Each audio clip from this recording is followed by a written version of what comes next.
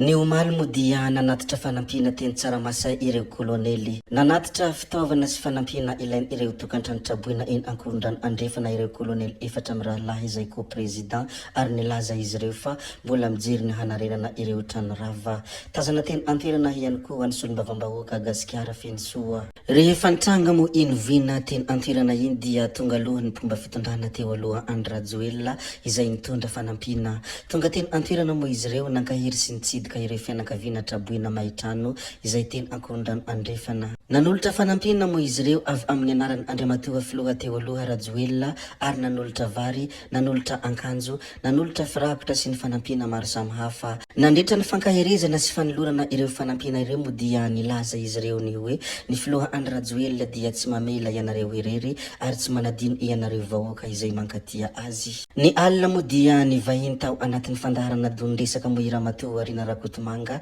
ary nampihaiky ny maro ny tsy fahaiza mieniny ity Ramatoa ity. Nandritra ny izany fivahinianana izany moa dia nilaza ity Ramatoa ity ny hoe nampiasaina ny basy ankehitriny anaovana fampihorohorona ara-tsaina sy fanaovana perquisition. Misy ny atao hoe pouvoir de fait eto Madagasikara ankehitriny tamin'ny fakana ankerin'ny fahefana nampiasaina ny basy nanaovana fampihorohorona ara-tsaina amin'ny fanaovana perquisition hoe Ramatoa Rina Rakotomanga nandritra ny fivahinianana tao anatin'ny fandaharana donidresaka. Nanambara ihany koa ity Ramatoa ity ny hoe izaho koa mety ho tratran'izany saingy tsy matahotra fa isika tsy nanao ratsy ka atsahary ny fampihorohorona hoe Rina Rakotomanga. Raha tena misy fitiavan-tanindrazana eo amin'ny ireo mpitondra dia amin'ny alalan'ny fampiresahana ny tokony atao arak'izany hoe ity mpanolontsainan'ny Andry Rajoelina ity raha naneho ny heviny nandritra ny izany fandaharana izany. Anisan'ny tena nahagaga ny maro tamin'ny fanehoan-kevitra izay nataony ity Ramatoa ity moa dia ny nilazany ny hoe raha miadaladala manao fikondoha tsy miantso anay-pomba Andry Rajoelina ity fitondrana ity dia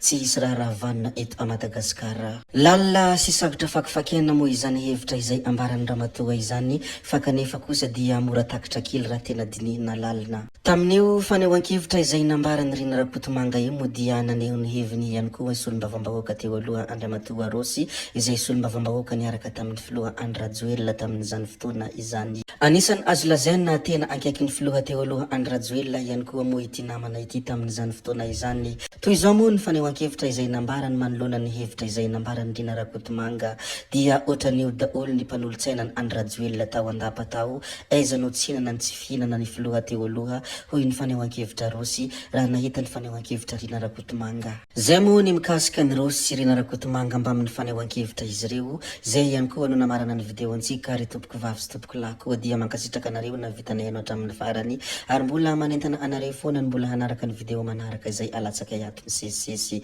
Zay fa tsala vainay ny resaka hametra veloma izahay veloma vetivety amin'ny manaraka indray no manao ny misimisy veloma ary tompoko lahy veloma tompoko vavy.